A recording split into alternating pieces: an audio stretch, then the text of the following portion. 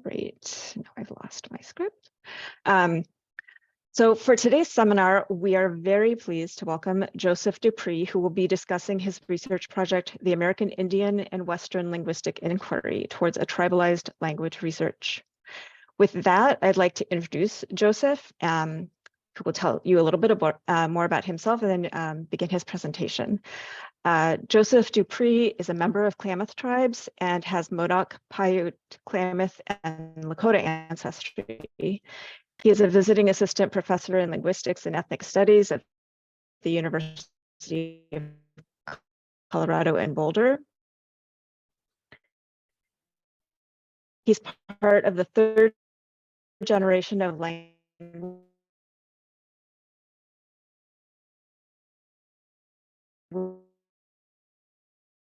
revitalization practitioners in his home community of Chiloquin, Oregon, degree in American Indian Studies and minor in environment, and a master's in Native American doctorate in Anthropology and Linguistics from the University of Arizona. His research works to sustain the political integrity of Indigenous nations through human and institutional capacity building in language and land practices. Welcome, Joseph. I'm going to turn it over to you now. Thank you very much. I'll share my screen before I get started.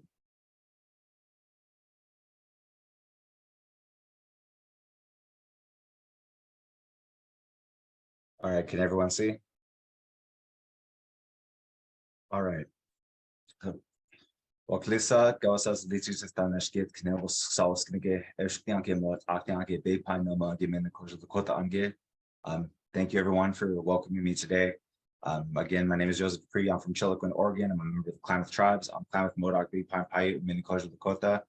I'm very excited to have an opportunity to talk about these ideas with you today because, as you've heard, I've spent a lot of time trying to figure out how to work with Native peoples, especially those in my own community, where I feel the stakes can be some of the highest. So I'm looking forward to this. And at the end of this, I would love to hear your thoughts on some of the suggestions that I'm putting out there towards cooperative formal agreements with tribes, and maybe how some of that's worked with your experiences in the past and how we can prepare for that for this decade that's starting up with the International Decade of Indigenous Languages. Are there any questions before I start moving on? Awesome. So to start with this, I want to talk about the questions that started this whole trajectory. As was mentioned, I got the master's in Native American Linguistics and Languages at the University of Arizona. I did that program from 2014 to 2015. It's a 15-month intensive program where you can come in with your resources, you develop your skills in descriptive linguistics, and if you're on time, you're back in your community before you know it. However, what I was finding as I was testing out these different pedagogies and technologies was that it was not the structure of language that was getting us to where we wanted, but rather engaging with the power, privilege, and marginalization that we face in the Upper Klamath Basin. And so what I did a lot of time doing in my dissertation and continuing to work with my communities is understanding the context and histories that led to the outlaw and curtailment of our languages, leading to where we are today. And so I'll have each of these questions up as I go.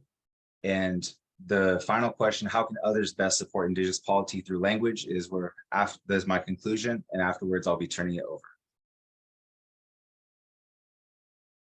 So the first question is, how do studies of language, race, and nation inform language research engaging tribal community members? And a lot of this has to deal with contextual language ideologies and ecologies. And this framework has been brought and taught to me, among others, thanks to the works of Wesley Leonard, Megan Mechanic, and everyone in Natives for Linguistics, and really understanding where does revitalization and reclamation lead for supporting tribal peoples. So first, with getting our understanding of race together for this conversation, is that we have to understand that historically, race is something that has created a series of us's and others over a long period of time. That's led from stereotypes based on language differentiation and belonging in local areas. And what we find is, at least in the United States, when we follow with colorblind language and policy, we can tend to reify and strengthen that the discrimination that we people face each day. When we're going to deal with these sorts of things, when we talk about figuring out the models and how we can support Indigenous polity, we need to make sure that we're not as tribal peoples replicating or mimicking those deleterious actions that by our colonizers and mimic that in a way that will actually sabotage ourselves for the future. And so that motivates a sovereigntist critique. When it comes into language, race, and nation, those are all significant to language research based on works in racial linguistics, revitalistics, language reclamation, and critical sovereigntism. And a part of that is understanding in Native American Indigenous studies that the politics of recognition and managing difference and recognizing peoples officially is important to not only Indigenous political theory and language research, but we also have to understand that federal Indian policy is something that's in part built upon this foundation.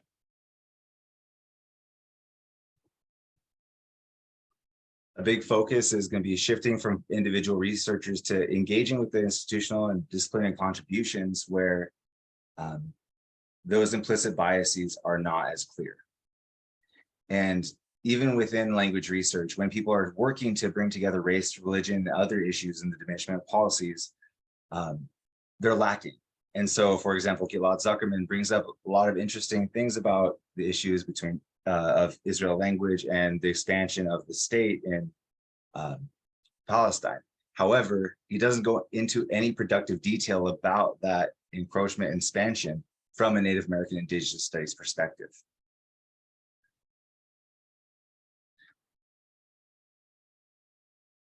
So when we're engaging these situations of marginalization, privilege, and power, it's something that we need to understand that all the contexts in which we revitalize languages are not alone. They're not siloed, they're not discrete. And we're always in multilingual situations. And that's something that's always been. One of the critiques I find within racial linguistics and other areas is that they stay centered on the rights of the state citizen. And all the language users that are being discussed still continue to benefit from the elimination of Native peoples, even if it is not as equitable as some. Some of the things that I thought were really cool is that while there's been attempts in the past at looking at Indigenous Englishes, such as Walt Wolfram's work or the Res Accent Knows No Boundaries, I find no references in any of the movies where they talk about Indian Englishes, where we have these, so like, if you know One Flew Over the Cuckoo's Nest, you get a piece of gum, it's like, juicy fruit. Or the beginning of Powwow Highway is like, Fidel, I want to buy one of your fine ponies. Or the classic, hey, Victor. These all mean a lot of things in the way in which that they do come from places. But if we're not considering those kinds of Englishes in our understanding of languaging together, especially as Native peoples of the United States and North America, then we're not looking at everything we can be. Because these are sorts of things that are in the everyday parlance of communities that I've been working with over the last 10 years. Some of the things that I think are coming out of Native American Indigenous studies that are helpful are some of the thought process that are coming out of Indigenous resurgence, especially how it's working to deal with anti and decoloniality. However, there are some of the questions about whether or not it's over polarizing. One of the questions I've had is, do direct actions for Native American and Indigenous peoples, where does that fit in terms of appropriation, alienation, and violence? And there are going to be times in which peoples are using languages that aren't theirs when we're engaging with each other, and it's up to us to make sure that we do that in a good way. One example might be if you're working with an Indigenous community and you've learned the language that you're working with in that community, it's still infelicitous sometimes to use it when no one else is around, especially if you're in a position where you're able to speak for people in that community. When it comes to the issues of politics of recognition, when one's refusing a certain kind of understanding, when recognize you as something and you say, no, that's not me, we can't just say that's nothing, just no. We also have to understand that there are different things that are being demanded of us when someone refuses that. One of the background documents that's led to a huge surge up in activism in Canada is the discussion of the white paper in 1969 that sought to eliminate the relationship between the federal government and tribes. But that is not the first time that's happened, and we need to keep that into consideration. So that's some of the background that I want to make sure that's out there that I've been finding over the last 10 years that we need to consider. If, as was mentioned in the introduction, I'm a member of the third generation of language revitalization activists in my community. And if structure and linguistic education worked, things would have been done a long time ago. And so I'm finding that as I've grown up and seen language, it's not gone away because it's still written, it's everywhere, even if people weren't using it as often. Those are some of the background concepts that are coming up, because as a person from Indian country, you cannot escape all of the things that are happening all the time just to look at language as a structure. So with that being my own experience and some of the background that I've been finding in the literature, I had to ask us the question that what do language researchers need to understand better to help sustain the integrity of tribal sovereigns toward time infinite? So what I do is I draw on Native American Indigenous Studies again to talk about peoplehood. Peoplehood is an American Indigenous Studies concept that focuses on these 4 areas, as well as a larger sense of identity, which is not clear whether it's a fifth or it's part of the overall of this, that each of these contribute to. I think this is a very good concept. It's very helpful for understanding. One of the questions that I have, and this is from a linguist's point of view as well, is when we're calling something universal to all Native American tribes and nations, possibly to all Indigenous peoples, it makes me wonder, why are we tying political and racial categories to this if it's got universal in the name? Because I don't think people lack these things. We recognize these in peoples. One of the limitations of this, though, is it doesn't seem to differ that much from 18th century criteria made famous by Johann Gottfried Herder, because the kinds of criteria that were originally meant to be for apolitical nations really seems to be similar to the notion of peoplehood.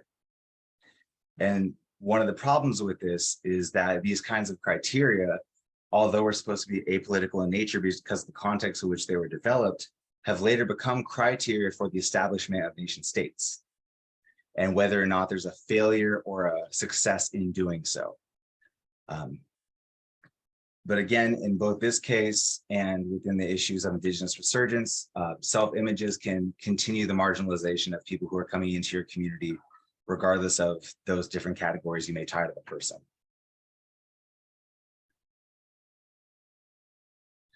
One of the things that I found really helpful in language revitalization was James Costa's use of Brubaker's groupness. James Costa works on language revitalization in Provence in southern France, and uses this concept of groupness by Brubaker to look at processes and social processes over categories.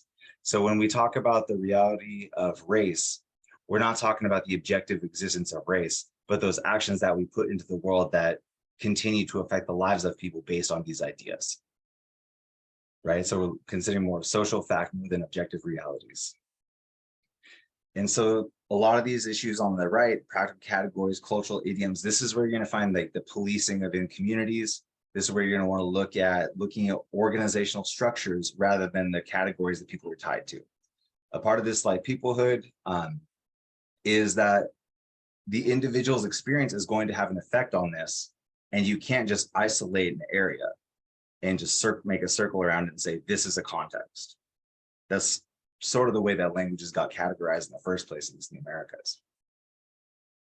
And so it doesn't take much or a very long time for this idea of groupness to hit a high point where something can happen for real, such as a change in power structure or a violent uprising.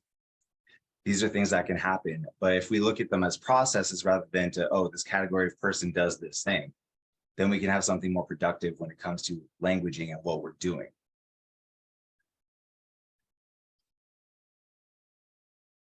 One of the things that Brubaker talks about is when we invoke these groups, we're also calling them into being, and we're using it as a figure to do something in the world. And so if we look at issues of ethnicization, racialization, nationalization as processes of groupness, we can see that it can have some fluidity. And although it might be as it might be unstable, like the notion of community. There's a certain solidification that I find when I'm trying to figure out how do I work with the Klamath Tribes, my own community. And to understand that, again, I had to get into some background about what was the context that my community is coming into. And to do that, you have to understand the history of North America. And so there's two kinds of ways that the British and Spanish have come into the Americas. And with Britain, it was rule by law, as in with the separation of the English church from the Catholic Church, the king and the church were one. Whereas when you have an alliance with between the church and the state, you're working as communities under God, right? And so tribes for British people in the Northeast became these immediate governing bodies, like they were political entities with whom you could engage with nations through contract, like treaties. This was not the case with Spanish, where tribes and individual persons were considered subjects and property. And so two of the sorts of simultaneous to consider are we working under a transcommunal issue, or is this a transnational issue? When I was working with my own community, when I first began, it was transcommunal because I'm working under all peoples of the Klamath Tribes within these different places. However, the further I got into language revitalization, I worked with the American Indian Language Development Institute to support other peoples. I have to understand that I'm always visiting these peoples. I am not a host in those spaces. And so if we can understand that political difference and respect that, we can actually engage in meaningful relationships that can have real effects down the road.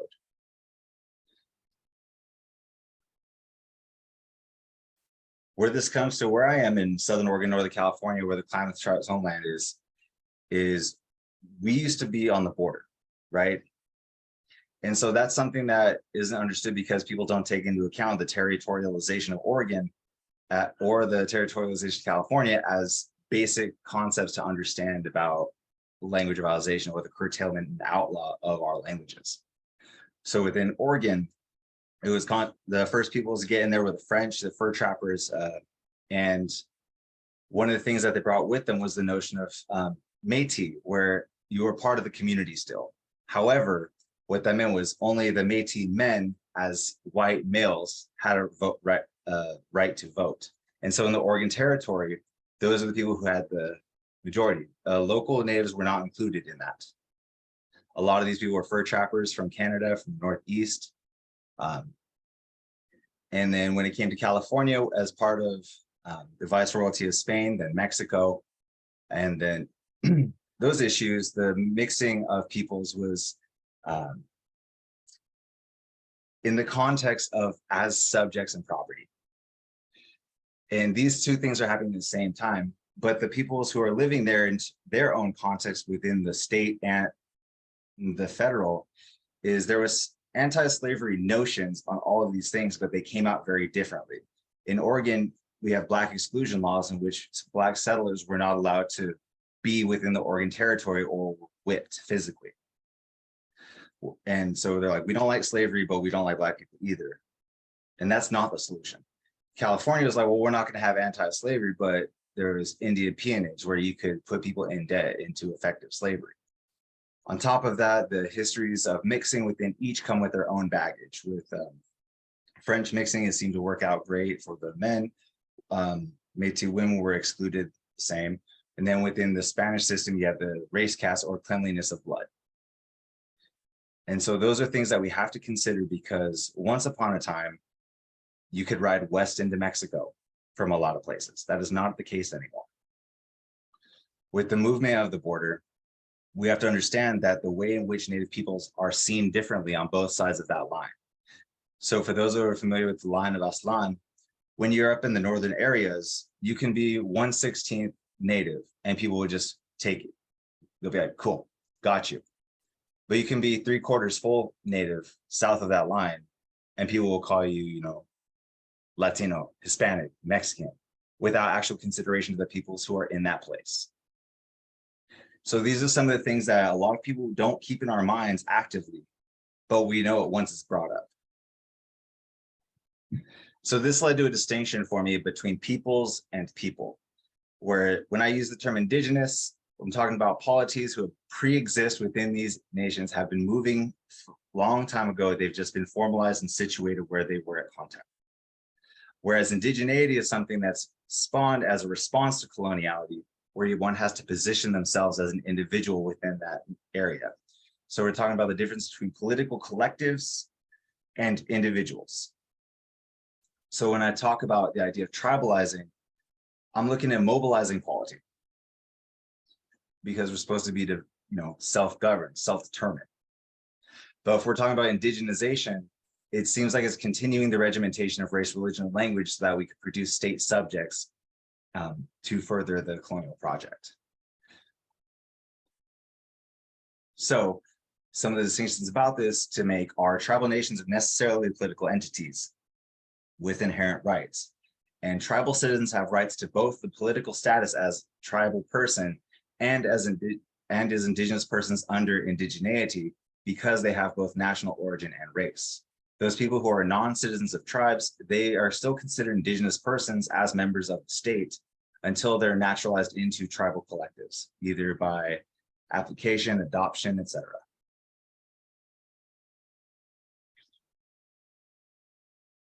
So one of the ways that's helpful for me is to use this sort of matrix about peoplehood and polity. So when I'm using the term tribal, I'm looking at mobilizing all of what we're seeing here. But when we're talking about the tribal effort, it's got to have the combination of polity and peoplehood.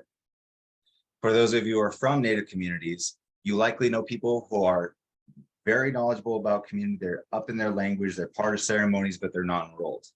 That's very common.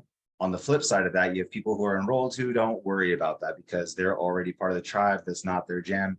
And the notion of tradition starts at a different time for them. And in all cases, you're going to find people who neither have peoplehood nor polity within the group that you're working with. So a lot of times that might be the non-native linguist, or it could be a native person from a different community. There are lots of different ways that one can go about. However, I'd like to bring this matrix up because it's important to spread the labor, right? You need to distribute the work and understand who can be delegated and what are the limits and highlights that you can bring from those groups.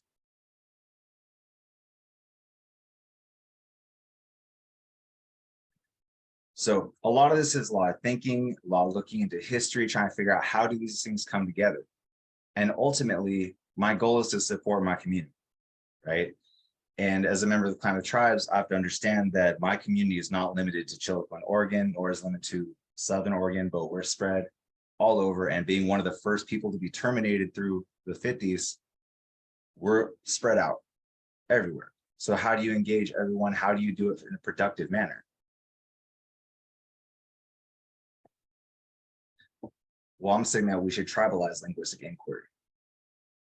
If we're centering tribal sovereigns in our community-based research, we can have cooperative political actions help sustain the integrity of polities toward time infinite. And this is going to vary depending on the structure of government. For example, I come from the Klamath Tribes that we have a general council. General council, you need so many people in a room to make a decision. Once you have quorum, majority votes, that's life. Once that vote's done.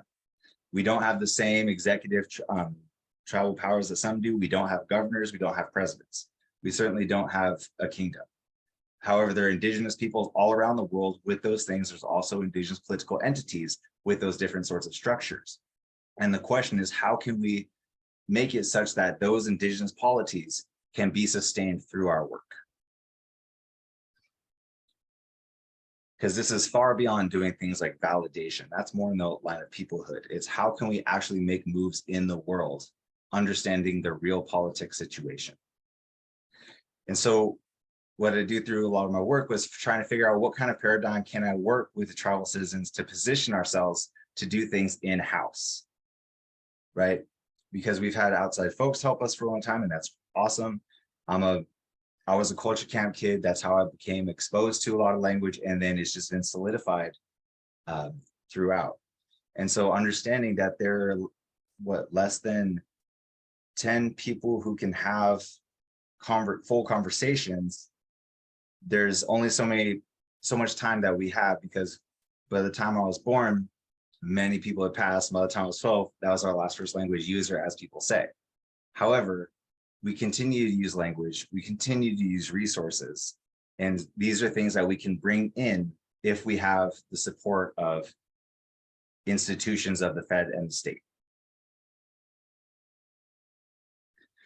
So one of the things that I had to do with my own community is to acquire consent and authorization, because we don't have an institutional review board, we don't have a human subjects protection program.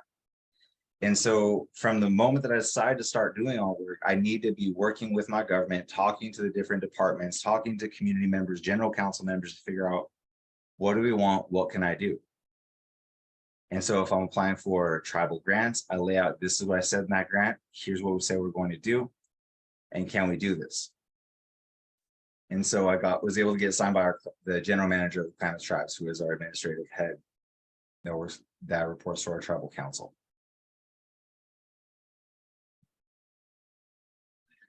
When it comes to this, I borrow some examples from Sean Wilson's research at ceremony here, where to talk about developing the paradigm, we need to understand a few things about how we think about the world. And so Sean Wilson's work is about relationships and understanding these things. So for example, on the left for ontology, or like what is Chiloquin. It's like, so we have sitting on top of device, which is the chair. Now, understanding that this is the word that we've chosen for this thing, this, could be this, it doesn't matter whether, if we're switching our languages, if it's something that you're resting your haunches on, if you're like the leader of a group to facilitate meetings, like any of those things could be a chair, but the way in which we're structured, we understand what we're doing, right? And then on the right for epistemology, or how do we know, I use the reciprocal term "kolib" for maternal grandmother or grandchild. And one of the examples that I was given by a math person was, well, just as a statistician knows the difference between standard deviations, we're going to understand our relationship with our kolib because it's mediated through our kesa, our mom. And so there's not going to be a point in which you're confused about your relation, even if they're structurally similar.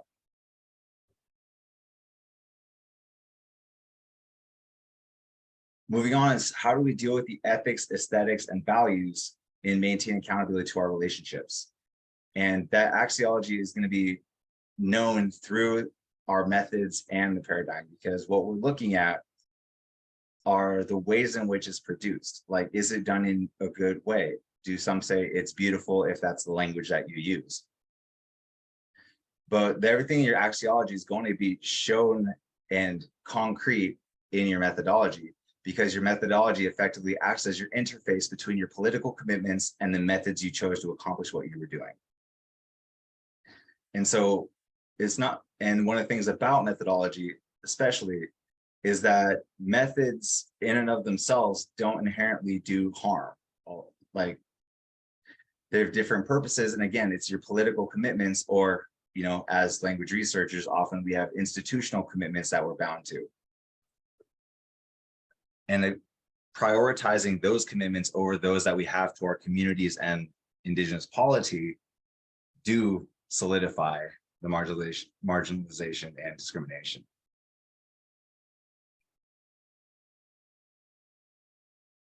So when I was first starting, I made something like this to help me understand, right?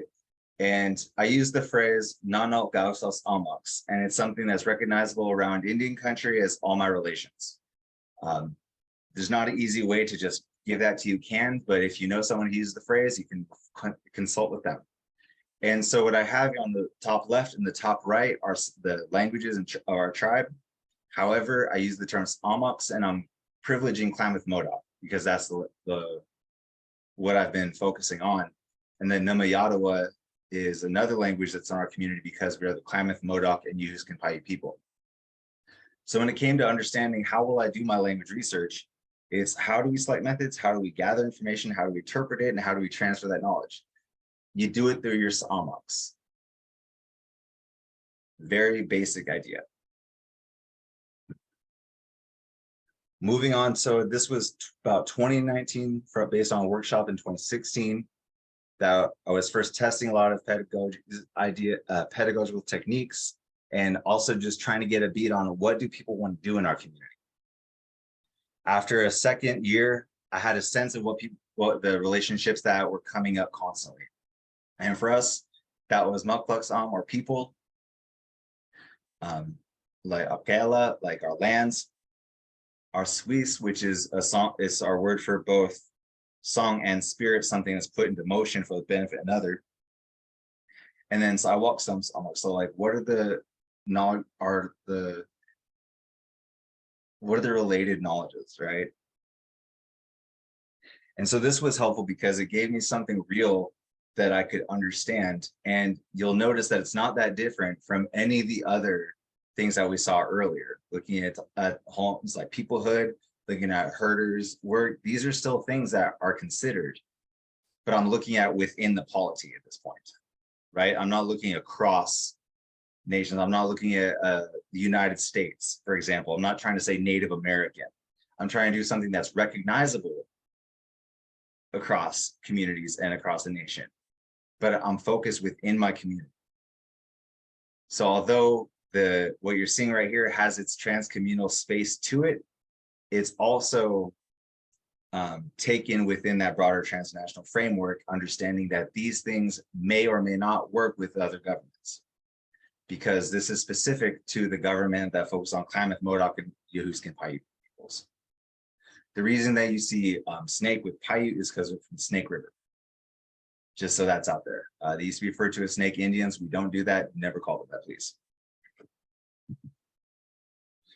Going through a lot of this, and after going to Alaska to do an internship with Where Are Your Keys, I spent 12 weeks working on Aleut languages. And I was part of a group that was focused on an Eastern dialect that was working with the Western. And because Where Are Your Keys is a non-native group that works for Native peoples on stuff, because they work as an LLC rather than a nonprofit, they're not receiving certain sorts of funding. Rather, they can work for and contract with those governments and peoples that do get such funding. But coming with that, it meant that you need to understand the different authorities and what is the time frame that you're able to work, right? Because these are decision-making and project management issues that rarely get brought up. And so when we're looking at what actions we're going to take or when we're going to set up a program, we have those core issues of lands, peoples, knowledges, song, and spirit, but you have to do it in a certain time, and you have to have not only the authority to do it, but you need the support of those that have that.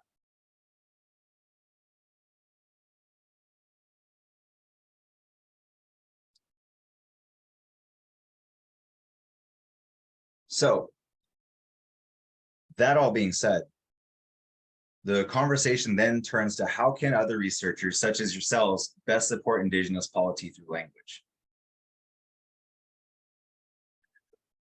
One of the things that I like to say is that I want people to recognize that language is a party, it's not a revolution.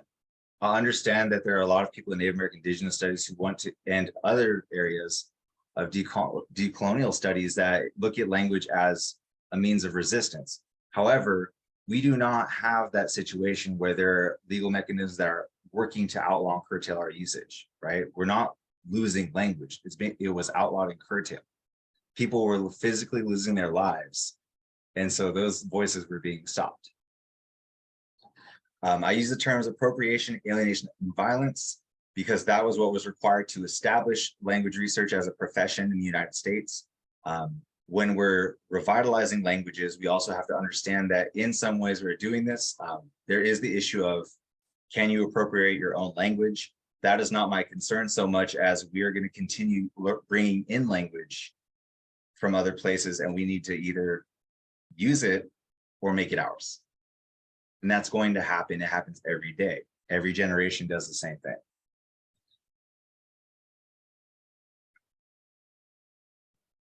So moving forward is we need to plan for the party, right?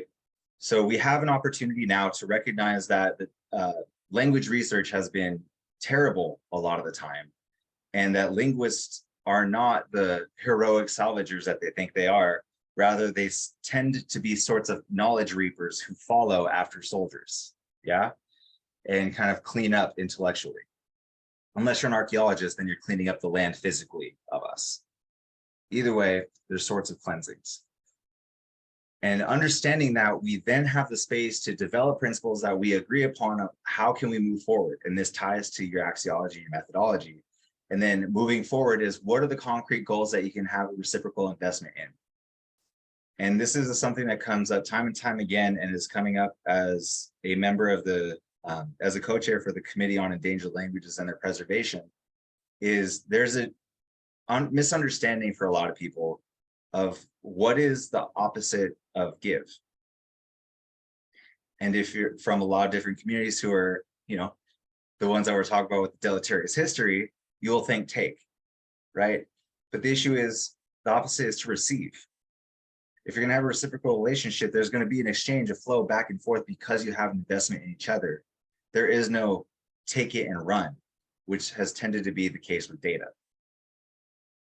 And there are other issues beyond that that we see, not just within academia, but nonprofit organizations, business-minded organizations. It's understanding that when tribal peoples want to work with any of them, we need that reciprocal investment. If we're to give, we need to receive. People cannot take from us, and it is not our goal to take from people, especially when they're the ones coming to us. So 3 things that you can do. The first is what I tried to figure out was, you know, work with tribes through research boards, or if they don't have it, begin the consultation process through your institutional review board to develop those tribe university partnerships. This sounds like a no-brainer, but unless you're really engaging through the IRB process with a representative who has the authority, it's not actual investment. It's checking a box. A second one that can be done is developing partnerships for working with tribal colleges and universities that report to tribal governments, and can also be mentored through the institution that you might be working with or working for. And then finally, this is one of the things that I'm most in favor of, is developing memorandums of agreement and understanding between institutions like flagship universities and tribes. There will always be opportunity at the local level to develop things, but we need real investment where it counts from the people who count. And the people who are local are going to be a part of that, because they're the sort of the lifeblood of language work.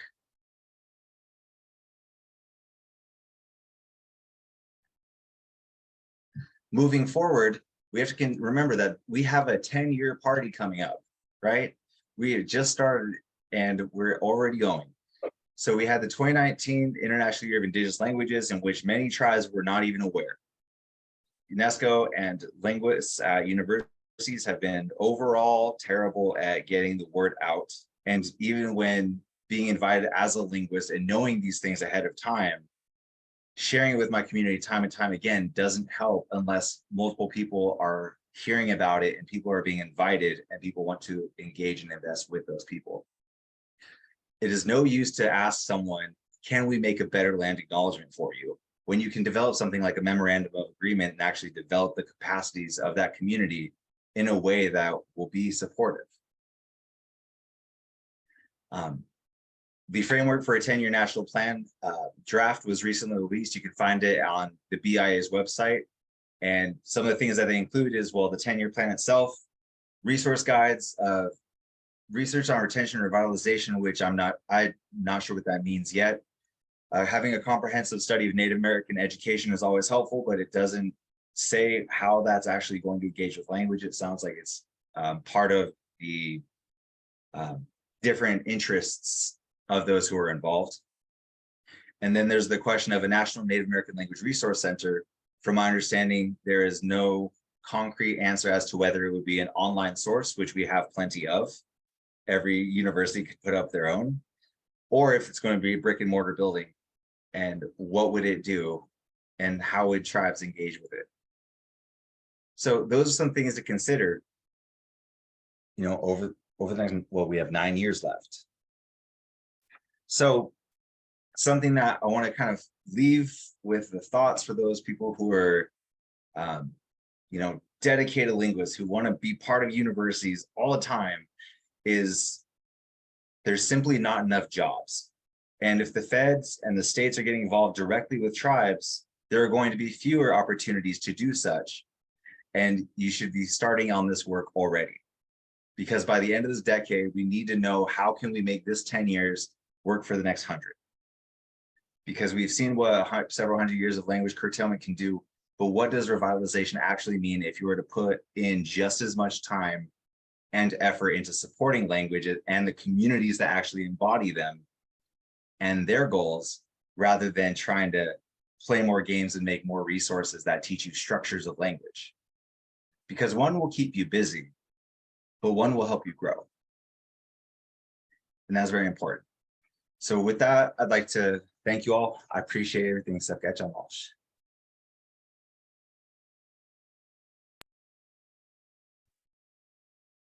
Thank you so much, Joseph. That was wonderful and very rich and thought-provoking. I am confident that we're going to have a lot of questions. We have about, let's see, a little less than 15 minutes.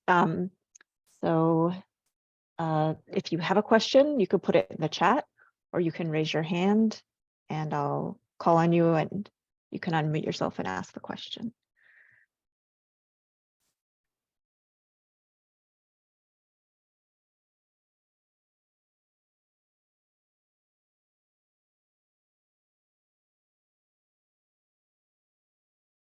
Any questions?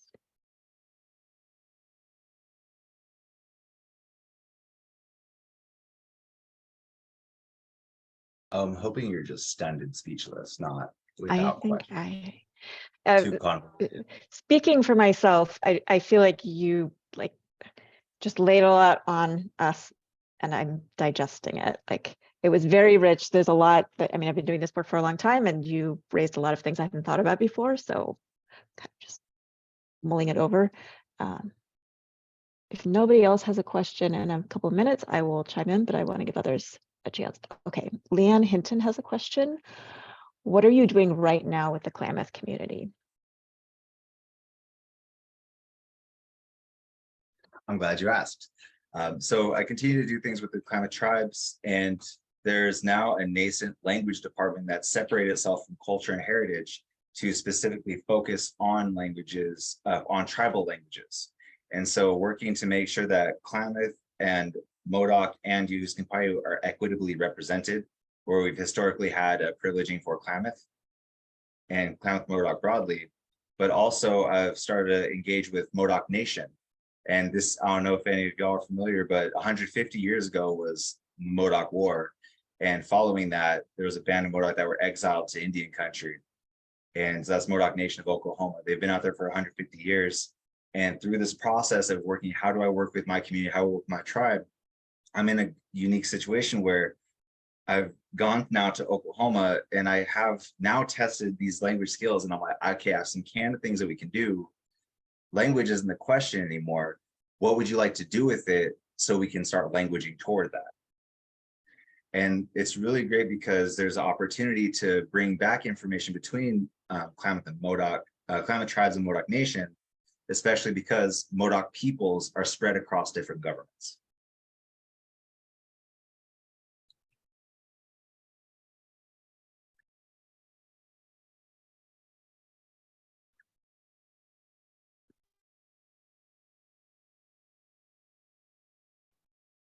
I have a question. I guess I was really struck by the way you ended your talk by saying, you know, the destruction of native languages has been this, you know, intentional process over hundreds of years, and now we have this 10-year decade of Indigenous languages, and that just seems really inequitable to be trying to, you know, like, obviously we're not, you know, we're not thinking that we're going to reverse that process and ameliorate it in 10 years, but like, how do we leverage a 10-year sort of window of attention to negate, you know, all the money and all of the effort that's gone into language suppression and genocide? One of the first things that you can do is you can look more deeply into the frameworks that are being proposed. So for example, the International Decade of Indigenous Languages, if you look at the Global Action Plan, within the first 10 pages, it starts saying that how we have less than 10 years to achieve the goals of the 2030 Agenda for Sustainable Development. But if you're reading it, it doesn't set that up for you. And so when I was looking through it, I was like, okay, well, what is the agenda for sustainable development? And once you go through and read the Global Action Plan, there's a huge focus on mainstreaming Indigenous languages to that agenda. And when you look at it, there are 17 goals that are looking at making a more sustainable world, including things like reducing hunger, developing gender equality, climate action, protecting life on land, life below water.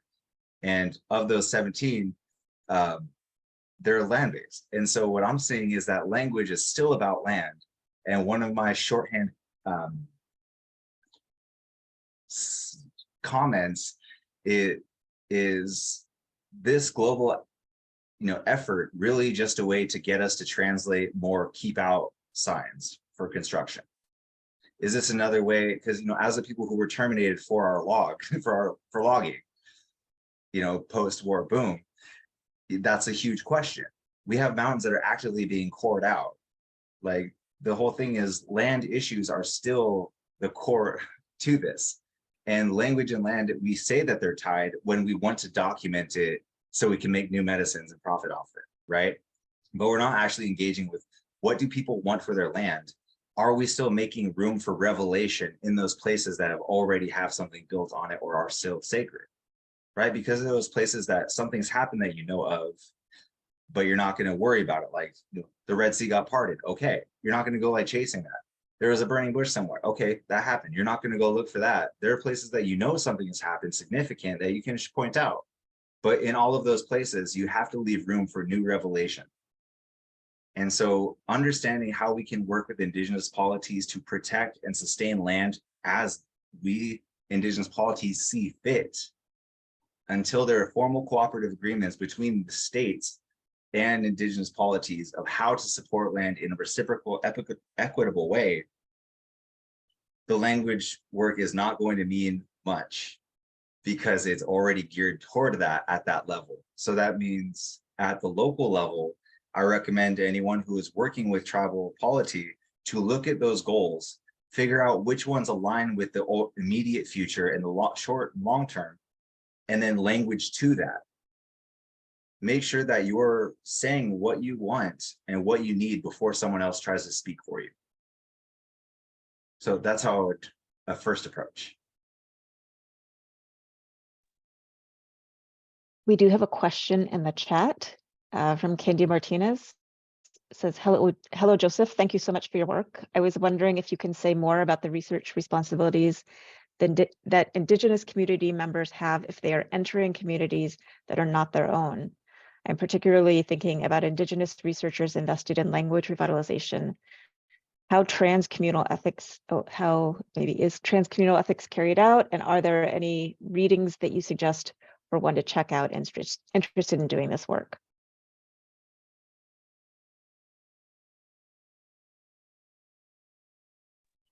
In terms of research responsibilities as an Indigenous community member who's going to other places, if you'll recall the matrix I have for peoplehood and polity, is that if you're working within your own community and you are, a political person there, like you have standing and you're in a tribal situation and you can be, say things with your chest, you can say it like full bellied.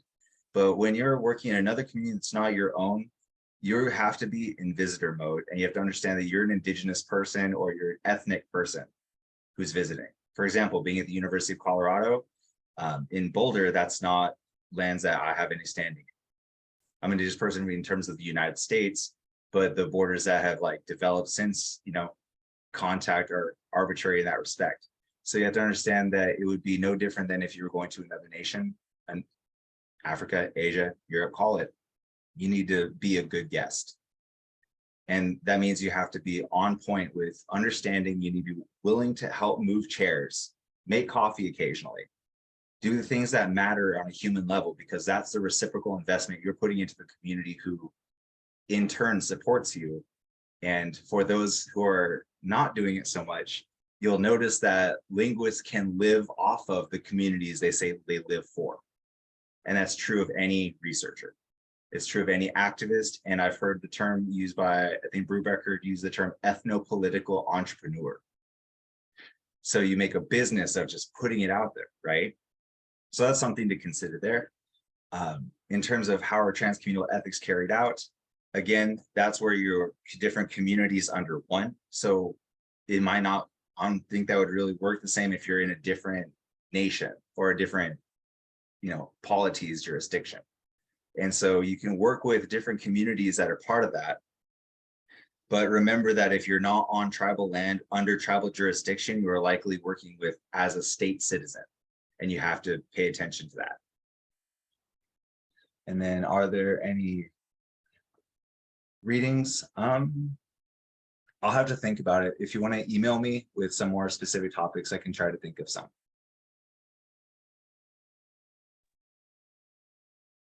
There's another question that I'll read in the chat. The polity matrix you showed was very interesting. Is there certain work that you think should only be done by those with federal recognition? Do you think the work of the UNESCO decade should be done with tribal governments?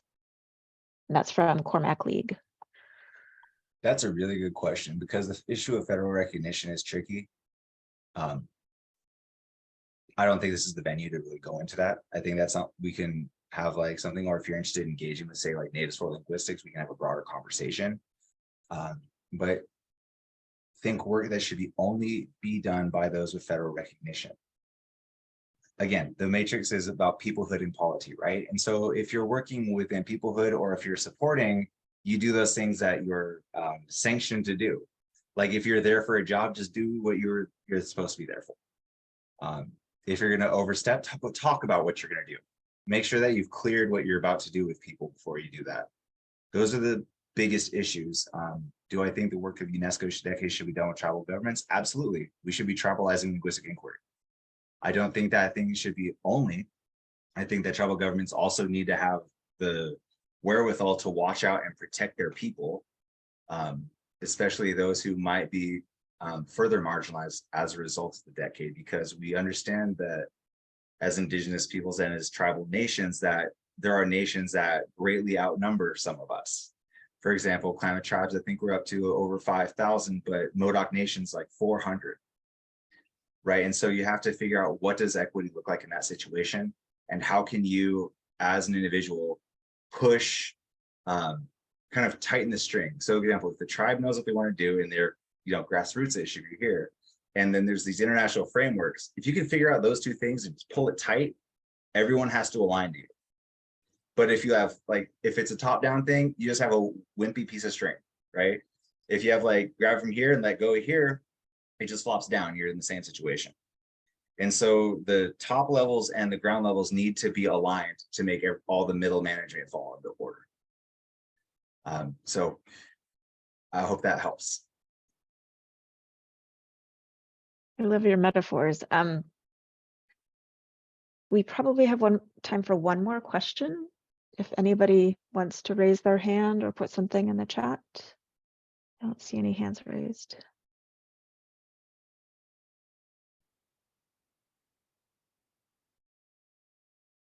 Anybody else? Oh, Manisha has a question. Go ahead, unmute yourself. My question is, what would you suggest is the best way to increase the use of Indigenous language within the communities? I think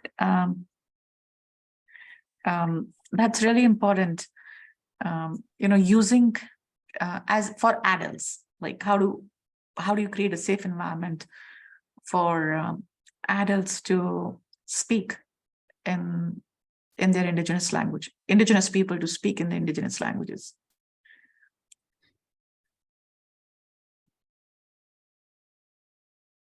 I think one of the best ways is to train the adults in your community to protect each other. Like, one of the worst things that you can do to someone is say that you're not saying it right, or that's not how it goes. Well, it doesn't really matter how you think it says right. Like, like if they understand what you're saying, then they know you're giving it a whirl. And one of the things that we need to do in the communities, and this, again, and it doesn't have, not only Indigenous languages are revitalized, any language can be revitalized.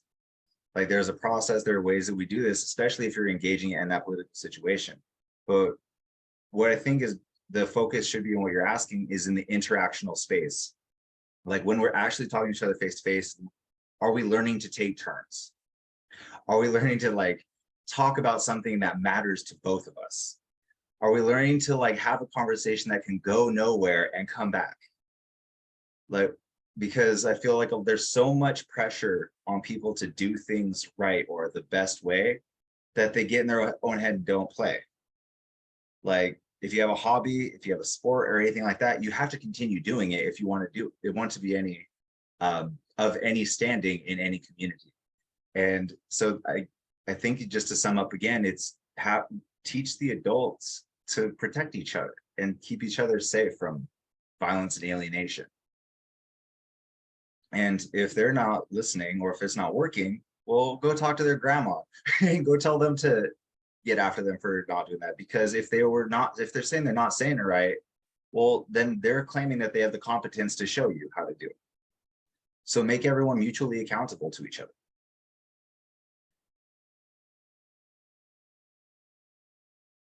Thank you. Thank you. I like your mutual accountability. Make it positive, like make it a learning. The person who's correcting you can be a master apprentice. Thank you. Thank you, Joseph. I think that I really love that sort of relational approach to kind of building safety and support in the community. And I think that's a great way to end the seminar. Somebody has a comment. There are a few more comments in the chat, so we'll just stay open so people can have a chance to read the comments in the chat. I want to thank Joseph again so much for this talk. It's given me a lot to think about, and I hope to see you all again at Deborah Miranda's talk in June, and then again next year as we begin next year's Indigenous Studies seminar series. Thank you so much for attending.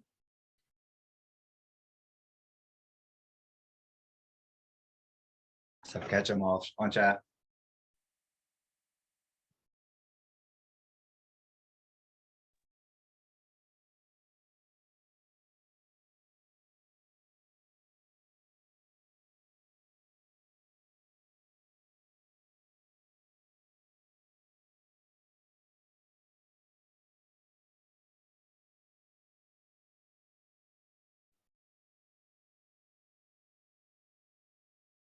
Bye, everybody. It's nice seeing some familiar faces here. Will the talk be available later? It may be. It has been recorded, and we'll be in touch with you if it becomes available. You can also reach out directly to Joseph. We'll have a copy of it. Thank you for attending, Marla. All right. Bye, everybody.